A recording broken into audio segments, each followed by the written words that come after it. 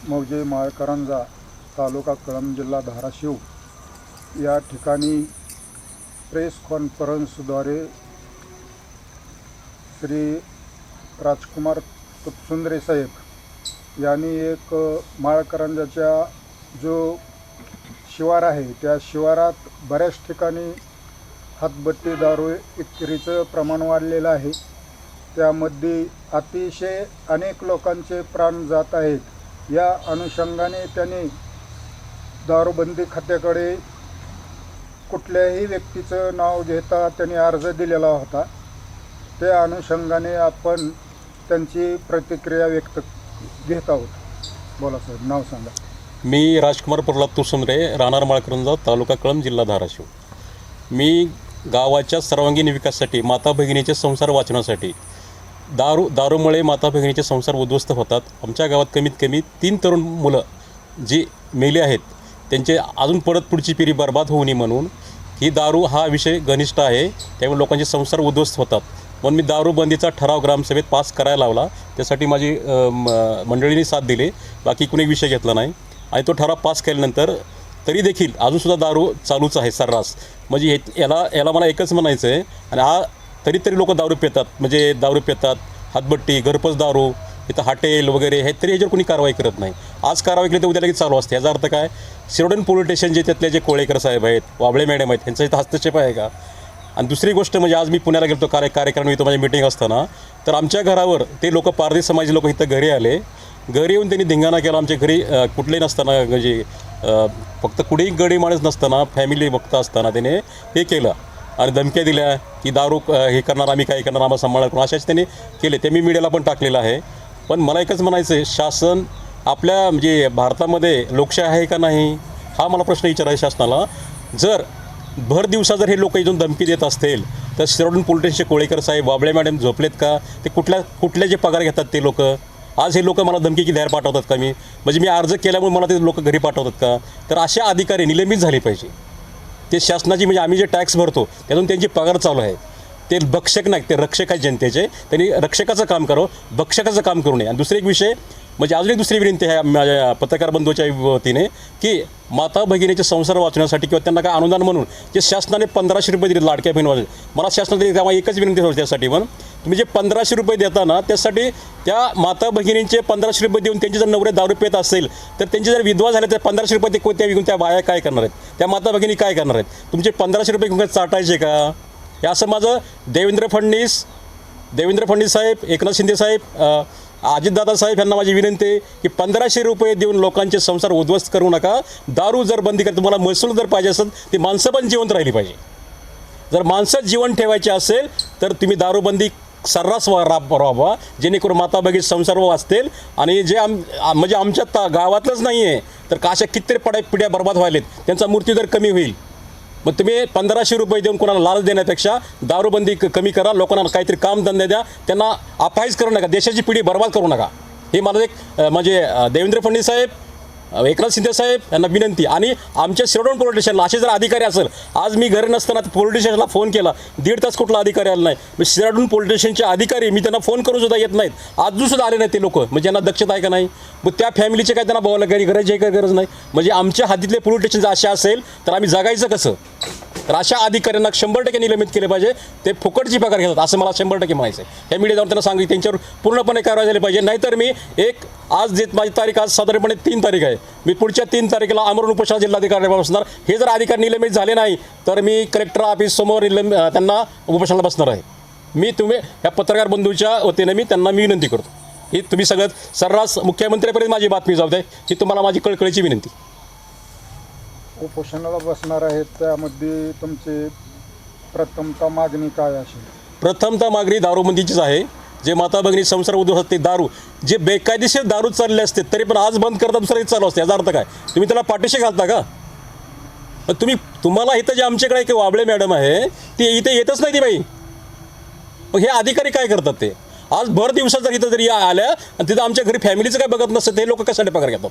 त्यांचं काम आहे ते बीट अंमलदार आहेत बाबा, आणि ते AP आहेत शिरोडन पोलीस स्टेशनचे आमचे, तिथे याचं काम आहे त्यांचं, बा इथं फॅमिली आहे, असा दंगा झाला आहे जर आमच्या घरातलं कोणी मेला असेल जबाबदार कोण? जर आमच्या घरातलं मेला तर मी म्हणतो ते शिरोडन पोल्ट्रीचे एपे आणि ते व्यावळे जबाबदार राहावं. आणि असे अधिकारी खरंच एलिमेंट केले पाहिजे. ही लोकशाही जिवंत ठेवत नाहीत हे अधिकारी लोक. हे मला शाम बोलायचं. आता एक्साईजचे म्हणजे मराठीत दारूबंदीचे दारूबंदी दारूबंदी पथक आपल्यासमोर आले होते.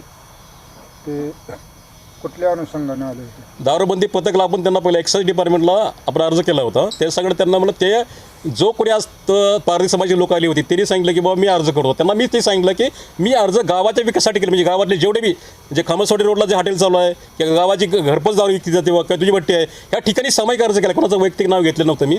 तर हा गावाच्या सर्वांगीण विकासासाठी मी अर्ज केलेला आहे की लोकांचे संसार वाचावे, दारू करू नये ह्यासाठी मी अर्ज केला. आणि त्यासाठी ते लोक आले ते की त्यांनी काय सांगितलं की यातले पोलीस अधिकाऱ्यांनी एक्साईज डिपार्टमेंटच्या पोलीस अधिकाऱ्यांनी वगैरे मला सांगितलं. मग ते अधिकारी नव्हते. आज जे आले त्यातले बोंदर साहेब होते. त्यांच्या टीममध्ये 7 लोक होते. त्यांच्या टीममधला कोणी नव्हता. दुसऱ्या टीममधले कुठला ते अधिकारी होता असं ते मला ते पारधी समाजाचा प्रतिनिधी म्हणलं मला. आज जो सकाळचा प्रकार जो झालेला आहे पारधी समाजाने केलेला, त्याच्यावर तुम्ही पुढं कार्यवाही करणार का? हो, त्यांना मी आज फक्त सांगितलं की बाबा तुम्ही करा नाही तुमचे गुन्हे दाखल केले जातील. त्यांनी सर्रास माफी मागितली पाहिजे आणि गुन्हे दाखल केले पाहिजे त्या लोकांवर. धन्यवाद. यापुढं मीनाक्षी तुपसुरे. मीनाक्षीताई तुपसुंद्रे हे प्रेस कॉन्फरन्सला 2 मिनिटाची प्रतिक्रिया व्यक्त करीत आहेत. नाव सांगा. माझं नाव मीनाक्षी राजकुमार तुपसौंदरे.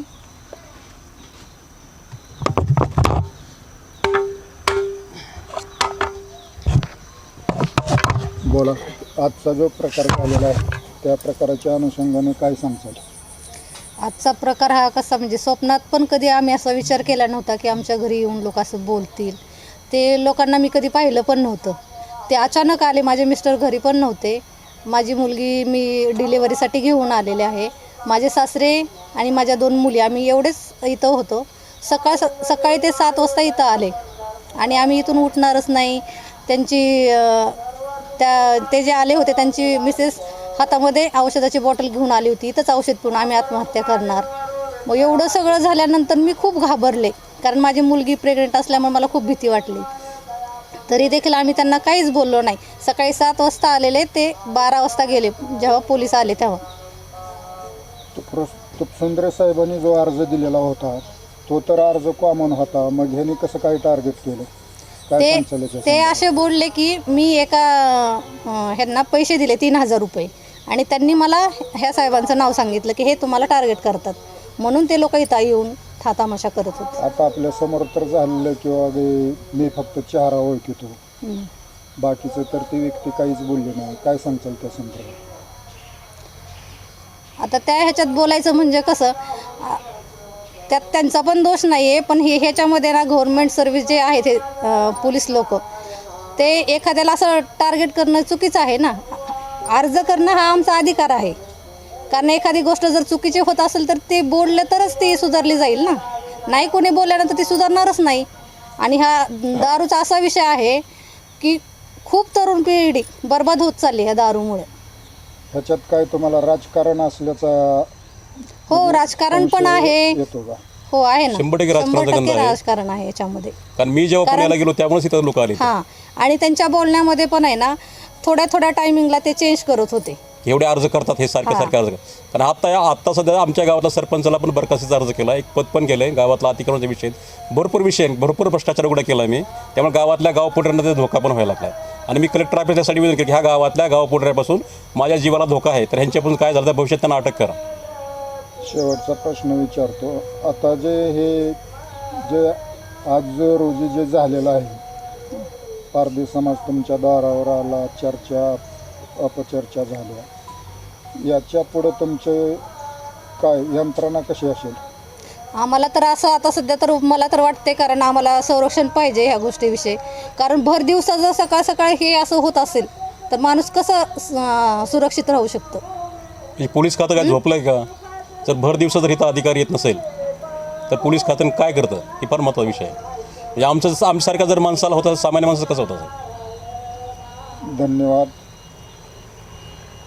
आज जो प्रकार झालेला आहे त्या दोन्ही उभयतांनी प्रेस कॉन्फरन्सद्वारे शासनाला इशारा दिलेला आहे आणि या न्यूजच्या माध्यमातून शासनाला आमचा सध्या अल्टिमेटम आहे की येत्या 2 दिवसात या तुपसुंद्रे कुटुंबाला पोलीस संरक्षण देऊन जे काय या गावाच्या हद्दीत जे हातभट्ट्यांचे दारू राजरोसपणे विक्री होतात ते तुरंत बंद करण्यात यावे. मी ज्ञानोबा काकासाहेब येडके, महाराष्ट्र न्यूजचा मुख्य संपादक. त्यांचं